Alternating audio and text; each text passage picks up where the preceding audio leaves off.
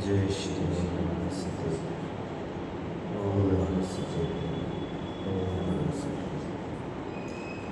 नमो अरहंतां, नमो सिद्धाणं, नमो आयर्याणं, नमो वज्रायां, नमो लोहे सर्पसारूढम्।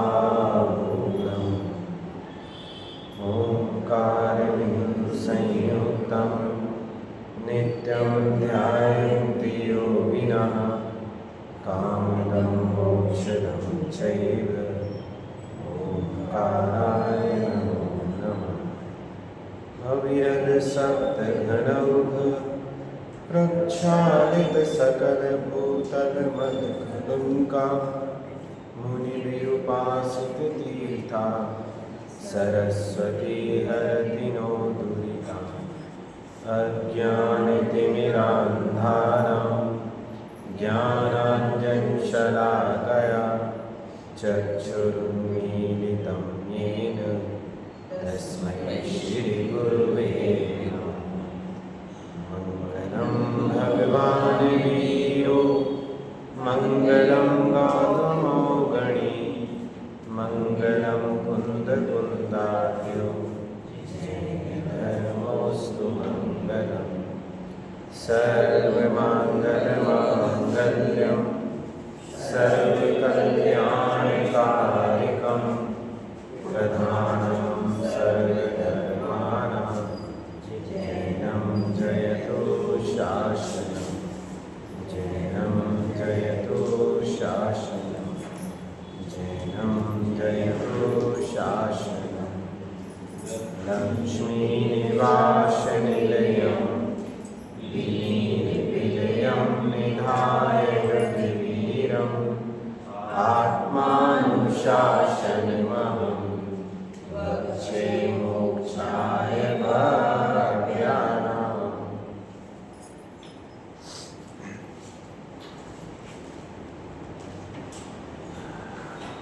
आत्मानुशासन नामक ग्रंथ है। आचार्य गुणभद्र स्वामी के द्वारा लिखा गया और चलती हुई अपनी दैनिक चर्चा में कल 59 नंबर का श्लोक पढ़ा भी था और उसका हिंदी अनुवाद भी किया था। जिस श्लोक में शरीर की बंदी गृह से तुलना की गई है, जैसे बंदी गृह में कोई कैदी बंद रहता है, ऐसे ही यह जीव इस शरीर रूपी बंदी गृह में बंद है।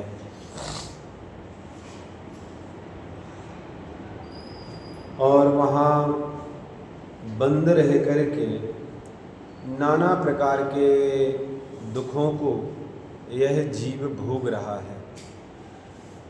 गतियों में परिभ्रमण का दुख भोग रहा है, शरीर संबंधी दुख तो भोग ही रहा है। भूख, प्यास, बीमारी, बुढ़ापा, ये सब परेशानियां वो जीव झेल रहा है।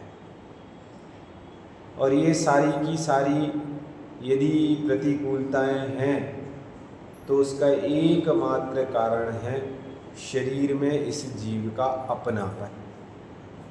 और यहाँ इस शरीर के अपनेपन को, इस शरीर की जो बंदी गृह के साथ तुलना की है, ऐसे जेल के समान शरीर के प्रति के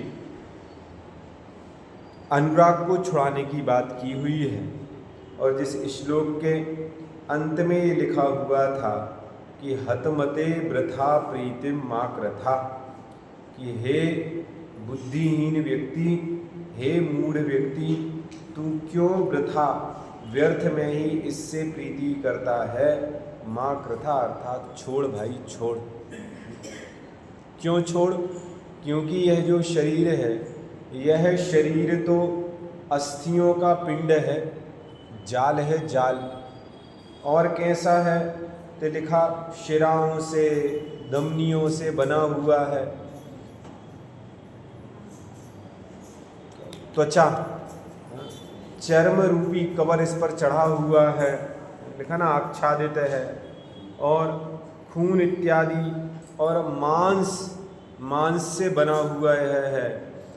कर्मों के द्वारा यह रक्षित है, कर्म रूपी शत्रु से रक्षित है। और कैसा है?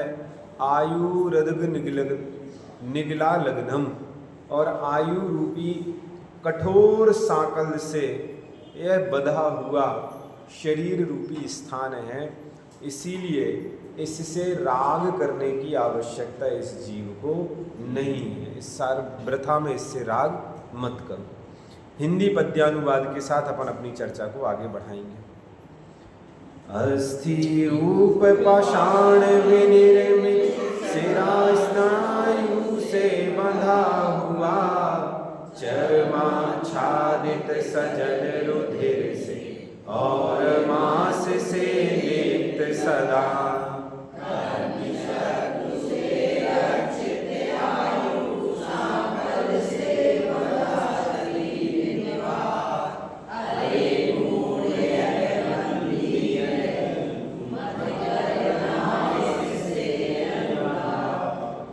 अस्थि रूप पाषाण विनिर्मित, अस्थि रूप पाषाण अर्थात जो पत्थर है ना, पत्थर, उन पत्थरों से कैसा है? विनिर्मित अर्थात बनाया गया है।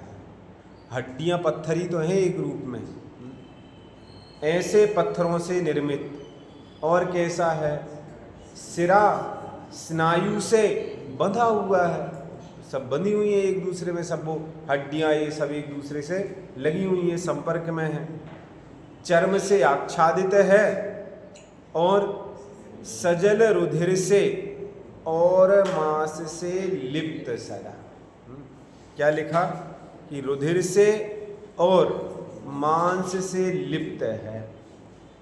कर्म शत्रु से रक्षित, आयु सांकल से बंधा शरीर निवास। कर्म रूपी शत्रु से रक्षित और आयु रूपी सांकल से ये बंधा हुआ है। जो जंजीर है आयु रूपी, वो निरंतर एक कड़ी में दूसरी कड़ी, दूसरी में तीसरी कड़ी लगी हुई है। अरे मूढ़, अरे मूढ़, यह बंदी ग्रह तू मत करना इससे अनुराग। अरे बुद्धिहीन व्यक्ति, मूर्ख व्यक्ति, मूढ़, जिसकी बुद्धि विपरीत हो गई है, विपरीतता आ गई है, कुछ का कुछ दिखाई दे रहा है। अरे मूढ़, यह बंदी ग्रह, कौन सा बंदी ग्रह? ये जो शरीर है, ये शरीर रूपी बंदी ग्रह तू मत करना इससे अनुराग। इससे अनुराग मत करना, इससे राग मत करना। क्यों मत करना राग? क्योंकि इससे राग करेगा तो ये शरीर तुम्हें कोई लाभ दिलाने वाला नहीं है। ये शरीर तुझे हमेशा दुख देने वाला है, कष्ट देने वाला है, गतियां देने वाला है, 4 गति 84 लाख योनियों में परिभ्रमण कराने वाला है। इसके प्रति का जो अनुराग है, यह अनुराग इस जीव को सदैव दुख देने वाला है, रंच मात्र भी सुखकारी ये नहीं है। तो इसीलिए यहाँ ये बात कही कि भैया इससे किसी भी स्थिति में राग करने जैसा नहीं है, अनुराग करने जैसा नहीं है। अर्थ देखते हैं, देखो क्या लिखा है। हे बुद्धिहीन, बुद्धिहीन किसे कहते हैं? किसे कहते हैं बुद्धिहीन? अज्ञानी है। बुद्धि अर्थात ज्ञान, और हीन मतलब कम है, जिसमें बुद्धि नहीं है। बुद्धि, यदि बुद्धि होती, ज्ञान होता, व्यवस्थित ज्ञान होता, तो ये बात जितनी समझाई जा रही है और जितनी हम समझ चुके हैं वर्तमान में और पूर्व में, अभी तक तो ना जाने क्या हो जाता है इस जीव का। हाँ, इस जीव, वर्तमान की बात नहीं कर रहा हूँ, वर्तमान की, पूर्व में भी इतनी बार सुना है, इतनी बार अध्ययन किया है, अध्यापन किया है, ना जाने कितनी बार केवली भगवंतों का संसर्ग किया हुआ है, मुनि अवस्था अंगीकार की है, क्या नहीं किया है, क्या नहीं किया, लेकिन अज्ञान की दशा रही।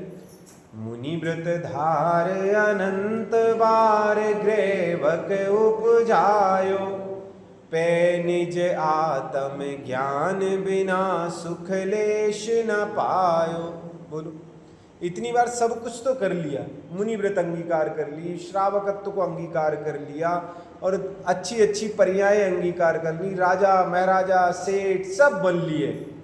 ऐसा नहीं कि पहले जिनवाणी ना पढ़ी हो, जिनवाणी भी पढ़ ली।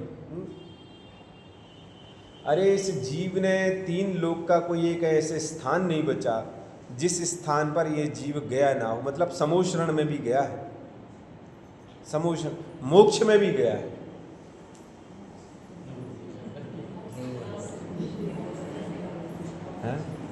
घबरा मत जाना, तो नहीं तो आप कहोगे मोक्ष में होगा तो फिर इधर क्यों बैठे हैं भाई साहब। इस पर्याय में नहीं गए ना मोक्ष में। वो जिस पर्याय को हम बड़ी हीन दृष्टि से देखते हैं, ऐसी निगूढ़ अवस्था में वहाँ गए हुए। वहाँ की अवस्था भी विडम्बना ये, हम गए तो है लेकिन वहाँ के सुख को नहीं भोगा हमने। वहाँ भी हमारी स्थिति ऐसी ही रही जैसी यहाँ वर्तमान में इस लोक में निगोदिया जीवों की, इस मध्य लोक में अपरई के स्थान में जितने निगोदिया जीव हो ना, ऐसे ही वहाँ भी स्थिति रही कि एक श्वास में 18 बार जन्मना हो, मरने वाली स्थिति वहाँ भी। क्यों? क्योंकि लक्षण ही है उनका, तो भैया लक्षण ही है। तो लक्षण थोड़ी बदल जाएगा, सिद्धांत थोड़ी बदल जाए, क्षेत्र भले ही बदल जाए, लेकिन बोलो आज मनुष्य पर्याय में है तो शरीर के प्रति राग है, त्रियंच पर्याय में जाएंगे तो राग खत्म हो जाएगा शरीर का, नरक में जाएंगे तो खत्म हो जाएगा, देव में जाएंगे तो अरे नहीं होगा भैया। क्षेत्र बदल सकता है, काल बदल सकता है, लेकिन मान्यता नहीं बदल सकती। जो मान्यता लेकर के हम आए हुए वो मान्यता कभी परिवर्तित होने वाली नहीं है। तो यहाँ इसी बात को सिद्ध कर रहे हैं कि हे बुद्धिहीन, जो बुद्धि में लघुता आई हुई है, जो बुद्धि में अल्पज्ञता आई हुई है, जो बुद्धि में अज्ञान की दशा है, जो ज्ञान विस्मृत कर दिया है। ज्ञान तो है लेकिन आच्छादित है, ढका हुआ है, जो दिखना चाहिए वो स्पष्ट नहीं दिख रहा है, मानो ज्ञान में मोतियाबिंद हो गया हो। दिखना, जो देखना चाहते वो नहीं दिखता है ना भाई साहब, जैसा दिखना चाहिए वैसा नहीं दिखता है। हर वस्तु के 2 पहलू होते हैं, एक सकारात्मक एक नकारात्मक। हम क्या देखते हैं ये हमारे ऊपर निर्भर करता है। यहाँ ये बात बता रहे हैं कि भैया शरीर के प्रति का राग कम करो, शरीर के प्रति का ममत्व छोड़ो, शरीर के जो अपनापन है उस शरीर के अपनापन को छोड़ो। लेकिन मन के कहीं एक कोने में ये आवाज़ खड़ी होती है, कैसे छूट जाएगा, कैसे हो जाएगा, कैसे संभव है भैया, बड़ा कठिन काम है ये काम। और ये कह करके हम अपना पल्ला झाड़ लेते हैं, हमारे बस की बात नहीं है, हमारे बस की बात नहीं है। भैया बस की तो सब है, कौन सा काम बस का नहीं है हमारे।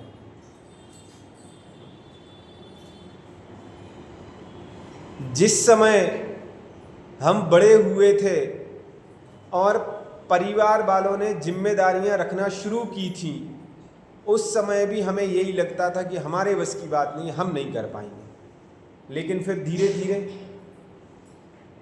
रम गए, जम गए, और अब ये लगता है कि भाई साहब अब तो बहुत बड़ी जिम्मेदारी है हमारे ऊपर, अब हम इससे उर्वरण कैसे होंगे, अब हम इसको कैसे छोड़ेंगे।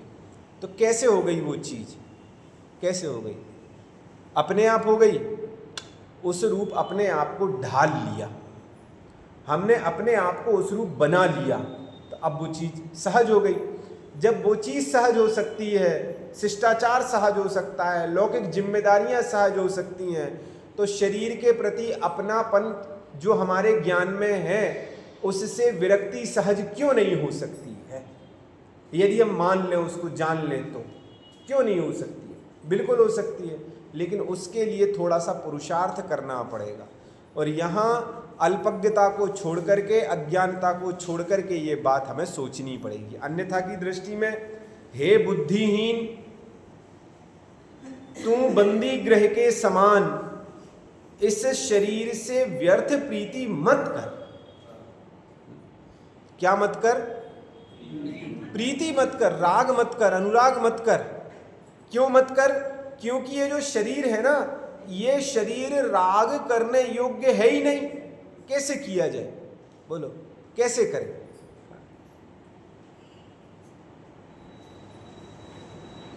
किराए का मकान होता है, किराए के मकान को ठीक करने में कोई लागत लगाता है क्या? नहीं लगाते कि भैया ये खराब हो गई है तो चलो मकान मालिक से कहो आप आने ठीक करा दो। या फिर कुछ भी है, दीवार टूट रही है, पुताई उताई होनी है, लाइट खराब हो गई, लाइट का स्विच है, जो भी है, जो भी होता है तो करते हैं अपन। मकान मालिक कहे भी ना कि भाई साहब आप देख लो कोई दिक्कत नहीं है, तो भी नहीं कराता वो व्यक्ति। क्यों? क्योंकि हमारे ज्ञान में ये बहुत अच्छे से बात बैठी हुई है कि ये मेरा नहीं है, ये मकान मालिक, मैं इसका मालिक नहीं हूं, ये किराए का है। जयेश भाई साहब, ये घर, ये कमरा किराए का है, ऐसे ये शरीर भी किराए का है।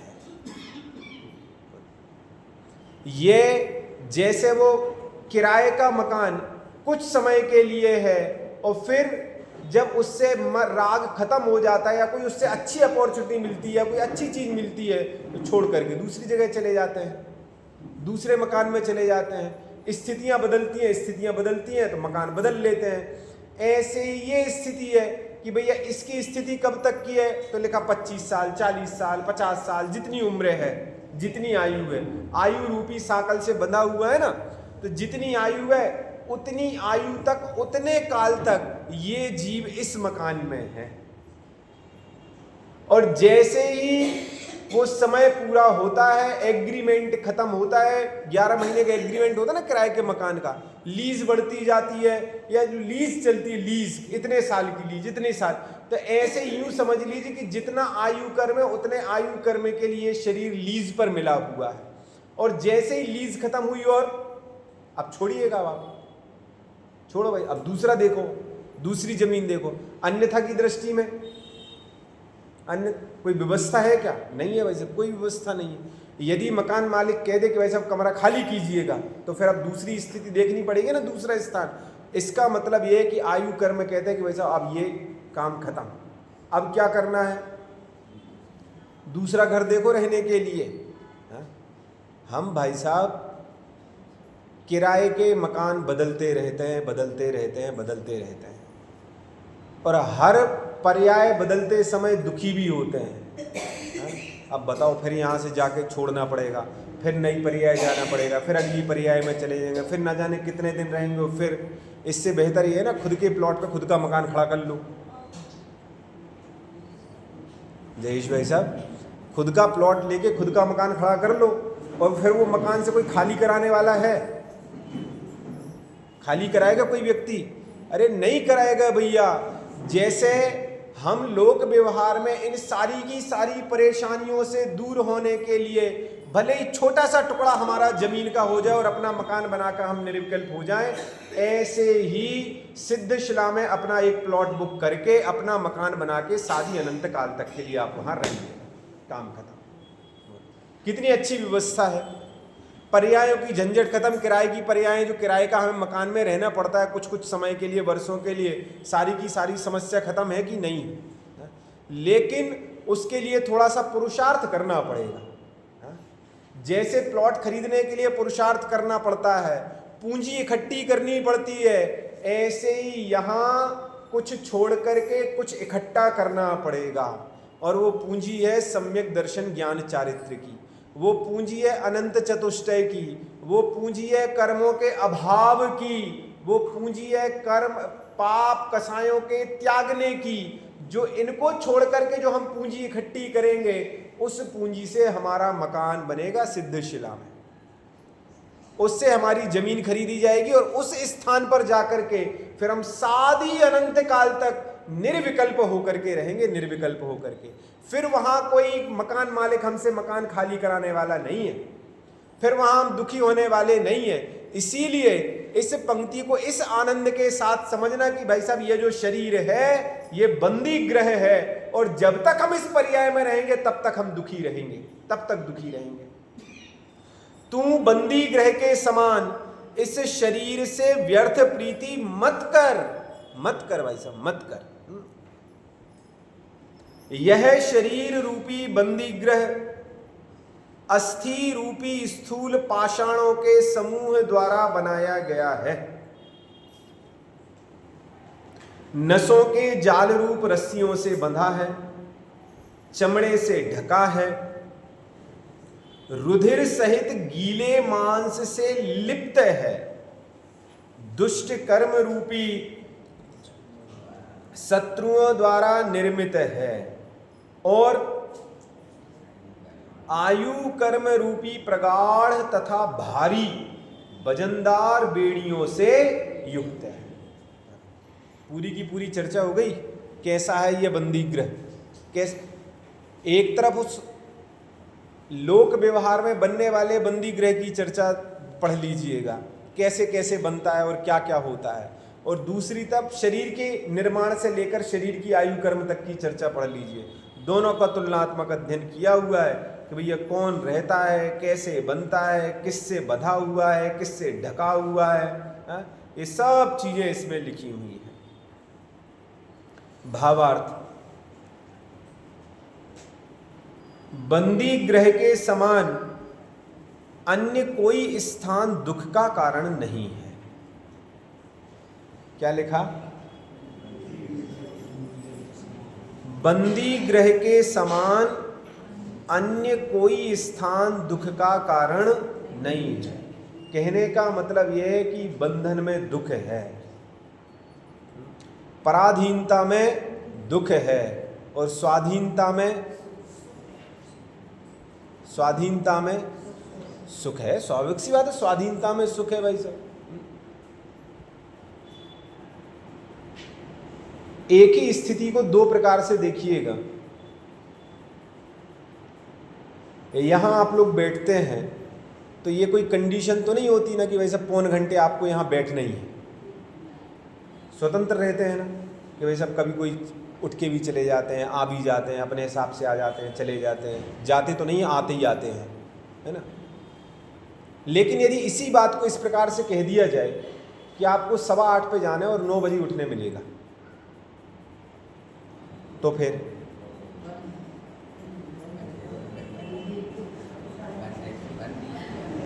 स्थिति समझे ना, समझ गए शैलेंद्र भाई साहब कि भाई साहब यदि ये बांध दिया जाए आपको कि 8:15 से लेकर 9 बजे तक आपको यहां बैठना है, तो फिर बंधे नहीं है हम, किसी ने हमें बांधा नहीं है भाई साहब, लेकिन कहां से बंधे हम? दिमाग से बंध गए कि हमें 8:15 बजे पहुंचना है और हम 9 बजे के पहले नहीं उठ सकते।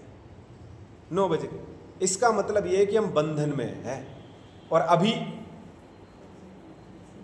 स्वाधीन है भाई साहब। 8:15 बजे तो शुरू हो जाएगा, 8:20, 8:25, 8:30, जब पहुंचना है पहुंचे, चलो, अपने कोई दिक्कत थोड़ी है।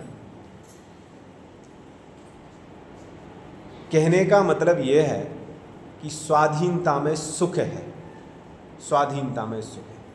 हर जगह लगा लेना, हर जगह ही है, हर जगह लगा ले। और पराधीनता में दुख है। बच्चा भले टीवी के सामने बैठ करके 3 घंटे बैठा रहेगा, वो ऐसे ही, किसी ने टोका रोका नहीं है, लेकिन यदि 3 घंटे उसको स्टडी टेबल पे बिठा दिया जाए तो, या उसको यही कह दिया जाए कि तुम्हें 3 घंटे तक लगातार टीवी देखना है, तो फिर क्या स्थिति होगी? तो शायद वो देखना उसको पिक्चर ही है, लेकिन उसको आदेश दे देना 3 घंटे यही बैठना है, तुम्हें हिल नहीं सकते तुम यहां से, तो फिर वो कष्टदायी हो गया उसके। ऐसी ही कुछ पंक्ति यहां लिखी। क्या लिखी? कि बंदी ग्रह के समान अन्य कोई स्थान दुख का कारण नहीं है। अर्थात जो बंदी ग्रह है ना, बंदी ग्रह वो कैसा है कि दुख का स्थान है, दुख का स्थान। वहां भी ऐसी ही स्थिति है, वो जो 4 दीवारी है ना, उसमें आप बंध चुके हो, खुले हो, मतलब आराम से बैठ सकते हो, सो सकते हो, सब कर सकते हो, लेकिन बाहर नहीं निकल सकते आप यहाँ से। जो आपको भोजन दिया जाएगा वो भोजन आपको दे दिया जाएगा, आप कर लीजिएगा, जैसी जैसी व्यवस्था हो। वहाँ से आप बाहर नहीं निकल सकते, बंद गए ना। अब उसके जैसा दुख नहीं है भाई साहब, दुख नहीं है। क्यों? क्योंकि बंधन में है जीव, बंधन में। यह शरीर भी बंदी गृह के समान है, ये शरीर भी बंधा हुआ है। जैसे बंदी गृह बड़े बड़े पत्थरों द्वारा बनाया जाता है, वैसे यह शरीर हड्डियों के द्वारा बनाया जाता है। अब देखो रचना देखना दोनों की कैसे होती है। बंदी गृह बड़े बड़े पत्थरों द्वारा बनाया जाता है, वैसे यह शरीर हड्डियों द्वारा बनाया जाता है। जैसे बंदी गृह में अनेक बंधनों से बांधा जाता है, वैसे यह शरीर अनेक नसों के जाल से बंधा हुआ है, ताना बाना पूरा का पूरा बुंधा हुआ है। जैसे बंदी गृह छत से ढका हुआ है, वैसे यह शरीर चमड़े से ढका हुआ है और रुधिर और मांस से लिप्त है। मानो पत्थरों को जोड़ने के लिए जैसे सीमेंट गारे वारे लगाए जाते हैं ना, वो वैसे ये मांस के लोथड़े और पानी मानी से, खून इत्यादि से सब बिल्कुल सेट है। जैसे बंदी गृह दुष्टों के द्वारा बनाया जाता है, वैसे यह शरीर कर्म रूपी दुष्टों के द्वारा रचा जाता है। दुष्टों के द्वारा बनाया जाता है और दुष्टों के लिए बनाया जाता है।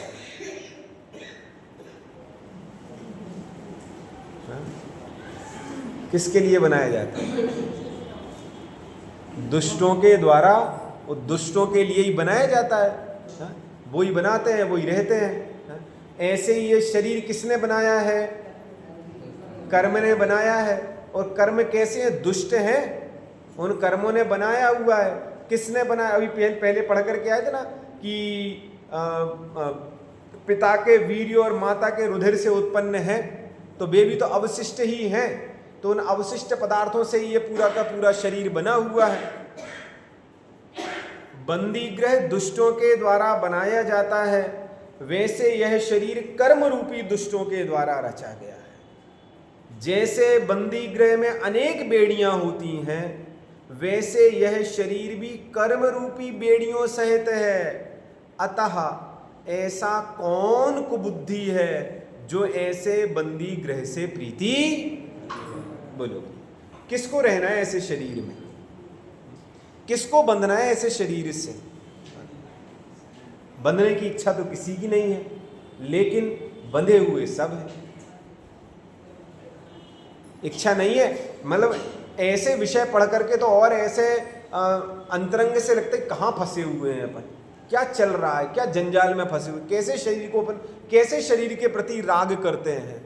और इस शरीर को गजब की बात तो यह है कि जानते भी हैं कि इसका स्वरूप ऐसा है और उसको सहेजने की भी पूरी कोशिश करते हैं। कुछ भी हो जाए तो भाई साहब इसको बढ़िया सजाओ धजाओ, डॉक्टर के पास ले जाते हैं और ये नाना प्रकार के काम करते हैं। मालूम है कि भाई साहब किसको सजा रहे हो, किसको संवार रहे हो आप? बोलो, किस चीज को सही कर रहे हो? उस शरीर को जो आज नहीं तो कल छोड़ के जाना है, जिसका स्वरूप ये लिखा हुआ है, हड्डियों से बना हुआ है, नसों के जाल से बंधा हुआ है, चमड़े से ढका हुआ है, रुधिर मांस से लिप्त है और कर्म रूपी दुष्टों के द्वारा रचा गया है। और कैसा है? शरीर की कर्म रूपी बेड़ियों सहित है। ऐसे कौन कुबुद्धि है, कौन कुबुद्धि है, किसकी मति भ्रष्ट है कि जो ऐसे बंदी गृह से प्रीति करेगा? चलो, अभी तक तो ठीक है, कर्मों के सद्भाव के कारण ये शरीर हमें मिलता रहा, लेकिन अब तो हम कोशिश करें कि आगामी पर्यायों में, आगामी भवों में इस पर्याय के, इस शरीर संबंधी दुख से मुक्त होने का हम प्रयास करें। कब तक बने रहेंगे अन्यथा की दृष्टि में इसमें? लेकिन तू महानिर्बुद्धि, बुद्धिहीन है जो इस शरीर रूपी बंदी गृह से प्रीति करता है। अरे इससे प्रीति करना उचित नहीं है। ये प्रेरणा दी कि भैया इससे राग करना उचित नहीं है। ठीक है, वर्तमान में पर्याय मिली हुई है तो अब छूटेगी तो नहीं, ऐसे तो नहीं छूटेगी ना जब तक आयु है। बिना जब तक आयु कर्म है तब तक तो ये रहित होने वाला है नहीं, तब तक तो रहने ही वाला है। लेकिन जब तक रहने वाला है तब तक इसके प्रति कम से कम अनुराग तो ना करें, राग तो ना करें। अरे भैया इस शरीर, सीधी सीधी सी बात है, इस शरीर से दृष्टि हटा करके इस शरीर के अंदर जो तत्व है उस पर दृष्टि ले जाने की आवश्यकता है। यदि शरीर पर दृष्टि रहेगी तो हम शरीर की सेवा करेंगे, और यदि चैतन्य पर दृष्टि जाएगी तो उसकी सेवा करेंगे। यदि हमें लगे कि शरीर से ही सब कुछ होना है तो शरीर को खिलाते पिलाते रहेंगे। और जब हमें ये समझ में आ जाए कि भाई साहब ये शरीर में तो कोई दम नहीं है, जो काम होना है वो तो आत्मा में होना है, तो आत्मा की सेवा करना शुरू कर देंगे। दोनों बातें अलग अलग है ना। शरीर की सेवा करने से कुछ मिलने वाला नहीं है, आत्मा की सेवा करने से मेवा मिलने वाला है। शरीर की सेवा करेंगे तो 4 गति 84 लाख योनियां मिलेंगी, आत्मा की सेवा करेंगे तो सिद्धशिला मिलेगी। शरीर की सेवा करेंगे तो नाना प्रकार के विकल्प खड़े होंगे, आत्मा की सेवा करेंगे तो निर्विकल्प हो जाएंगे। तो अब हमें निर्णय करना है कि हमें करना क्या है, चाहिए क्या है वकील साहब। शरीर के प्रति का राग चाहिए है कि शरीर के प्रति की वीतरागता चाहिए, क्या चाहिए हमें? तो हमें तो लगता है कि भाई सब शरीर के प्रति का अनुराग दूर होना चाहिए। हाँ? तो दूर होना चाहिए तो कौन आएगा? कोई ऊपर से उतर के आएगा इसको करने के लिए? स्वयं को करना है वो काम भी। शरीर के प्रति राग करना किसने सिखाया? बोलो, किसने सिखाया पवन भाई साहब? अनादिकाल से है। क्यों? क्योंकि अनादिकाल से पर्याय धारण कर रहे हैं ना, तो सहज में ही है बिल्कुल कि भाई साहब पर्याय मिलेगी और पर्याय के अनुसार वो सारे के सारे काम शुरू हो जाएंगे। लेकिन विपरीत धारा में चलने के लिए पुरुषार्थ करना पड़ता है, और जब विपरीत धारा में चलेंगे तो हमें भी थोड़ा सा बल प्रयोग करना पड़ेगा। बल मतलब कोई वजनदार वस्तु नहीं उठानी है, कोई कसरत नहीं करनी, किसी जिम में नहीं जाना है। हमारे लिए विपरीत धारा में बहने का मतलब यह है कि इस शरीर के प्रति के यदि हमें राग समाप्त करना है तो इससे हमें दृष्टि उन्मुख करनी पड़ेगी, बहिर्मुख करनी पड़ेगी। वैसे इसके प्रति की जो राग की वृत्ति है उस राग की वृत्ति को अलग करना पड़ेगा, और पुरुषार्थ पूर्वक उस ज्ञान को, उस दृष्टि को अपने अंदर में ले जाना पड़ेगा। जब ये काम होगा तभी जाकर के इस शरीर के प्रति का राग समाप्त होगा, अन्यथा की दृष्टि में ये काम बड़ा कठिन हो जाएगा। अरे इससे प्रीति करना उचित नहीं है। अभी तो देखो शरीर को बंदी गृह बताया, अब एक स्टेप और आगे बढ़ रहे हैं और कह रहे हैं कि घर कुटुंब आदि का स्वरूप। क्या बात कर रहे हैं? तो घर कुटुंब का स्वरूप हम नहीं जानते क्या? बोलिए। माता पिता पत्नी बच्चे, दादा दादी नाना नानी भैया भाभी, इनके स्वरूप को नहीं जानते हैं क्या? इसमें क्या जानने की आवश्यकता है?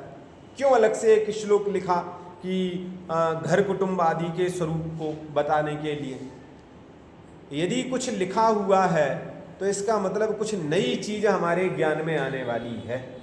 और क्या नई चीज है उसके लिए देखो यहां श्लोक पढ़ता है। शरीर रूपी बंदी ग्रह के अतिरिक्त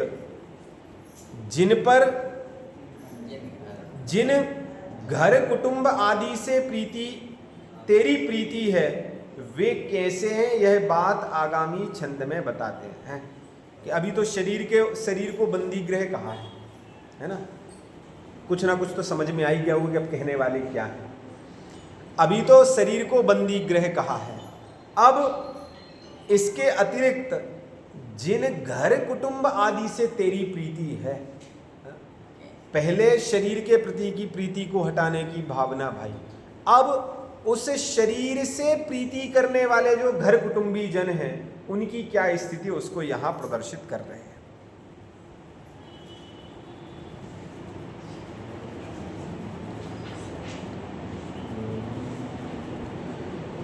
शरणं शरणं वो बंधमूलम्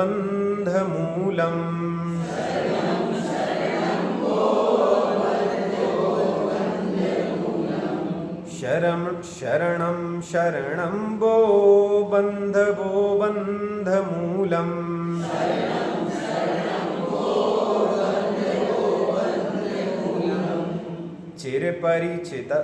चिरपरिचित दारा द्वारमापद्ग्रहाणाम्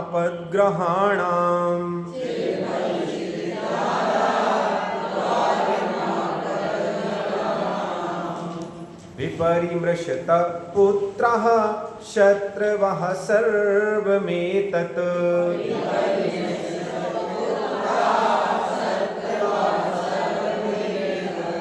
त्यजत भजत धर्मं निर्मलं शर्म कामः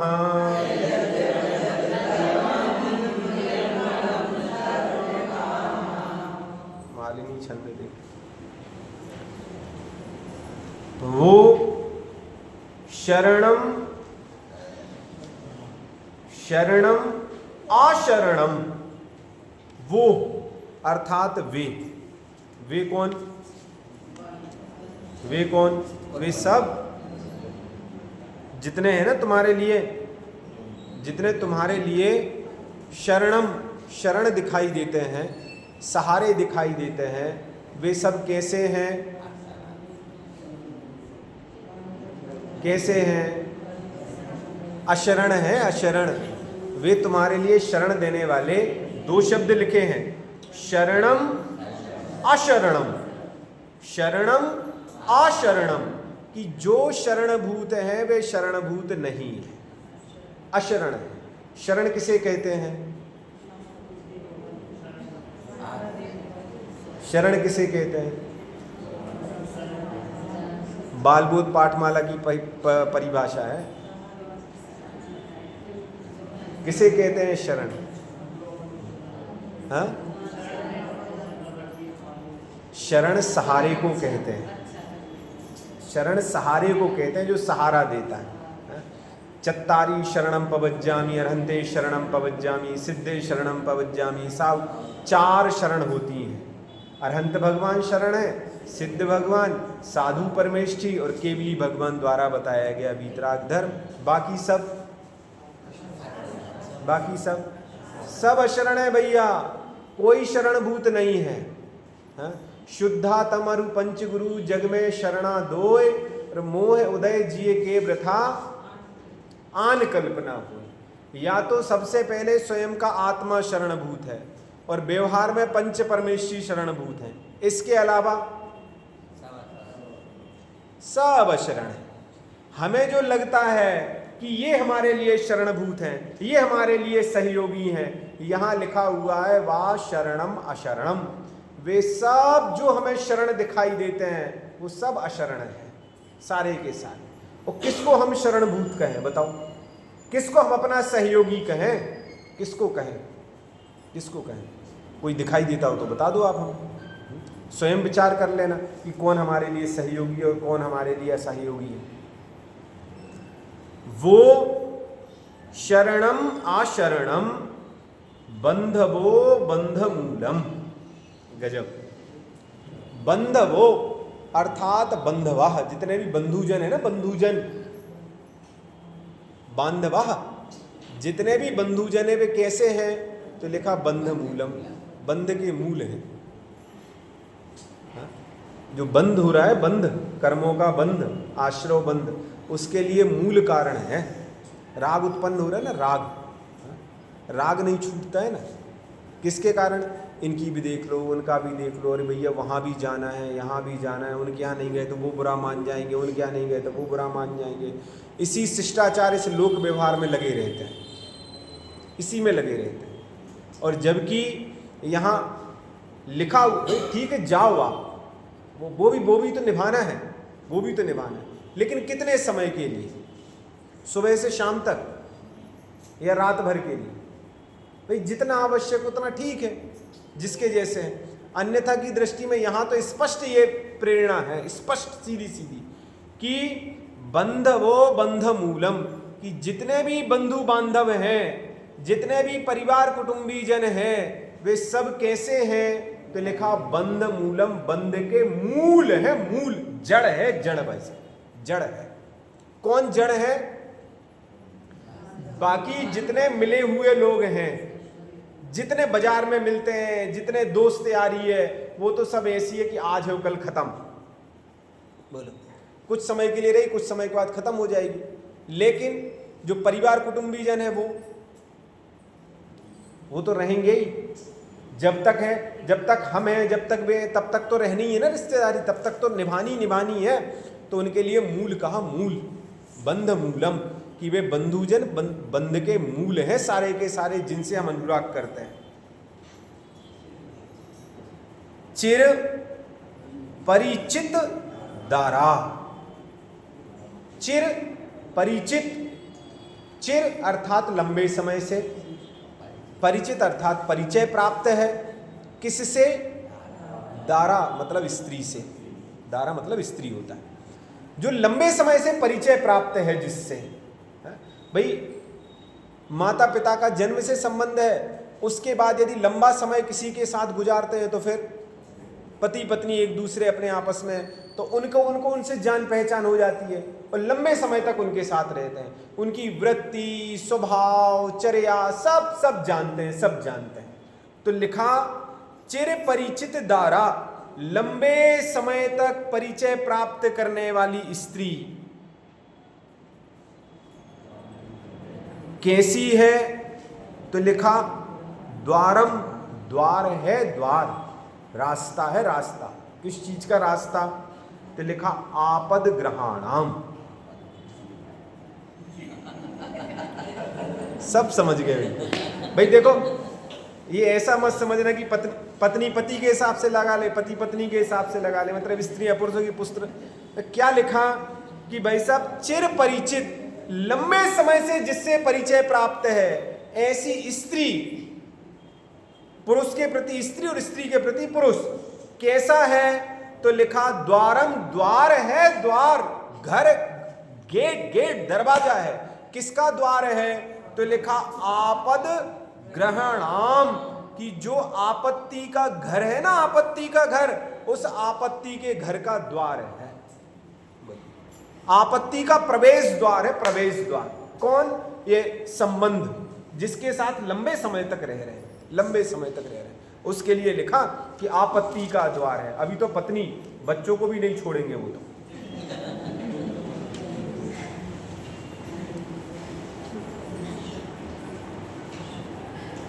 पत्नी को लिखा आपत्ति का द्वार है ना, और बच्चों को लिखा पुत्रः शत्रवः। पुत्र कैसे है? बोलिए बस, क्या लिखा? पुत्र शत्रवः, पुत्राः शत्रवः। पुत्र जो है वो शत्रु है। बोलो, इतने कठोर शब्दों में कौन व्यक्ति कह सकता है, कौन व्यक्ति समझा सकता है? वही व्यक्ति कह सकता है जो आपका हित चाहता है, जो आपके लिए सच्चे मार्ग पर चलाना चाहता है, सच्चा मार्ग प्रदर्शित करना चाहता है। अन्यथा नहीं, बच्चे तो अपने ही हैं, अब बच्चों को छोड़ के कहाँ जाएंगे? अब बच्चों के प्रति तो अनुराग बनता ही है, और बच्चों के प्रति अनुराग बनने के चक्कर में ही, पत्नी के चक्कर में, अनुराग बनने के चक्कर में तो ये पूरा का पूरा जंजाल खड़ा हुआ है। हाँ,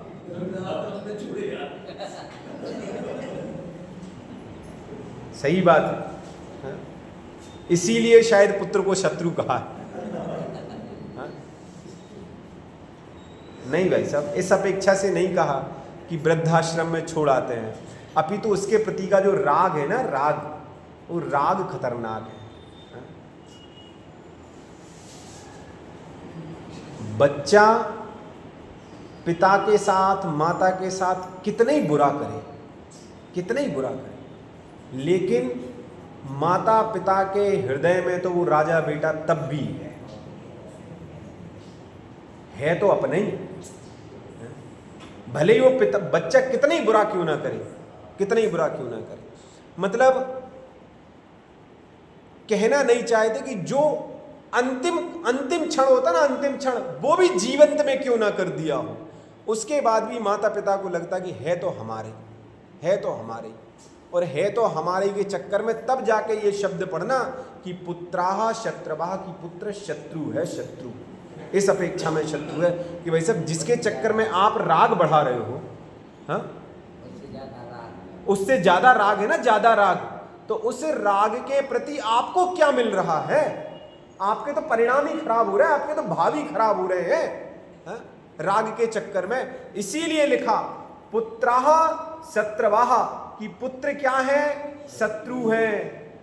एतत् सर्वं विपरिमिश्रत, क्या लिखा? एतत्, यह, सर्वम, सब, विपरिमिश्रित, विपरिम अर्थात विपरीत है ऐसा विचार करो। कि भाई साहब ये एक भी तत्व, एक भी जीव, एक भी व्यक्ति हमारा सहयोगी नहीं है किसी भी प्रकार से, सब विपरीत है, सब विपरीत है। जब तक जिसका स्वार्थ सध रहा है तब तक गाड़ी चल रही है, और जिस दिन स्वार्थ नहीं सधेगा, जिस दिन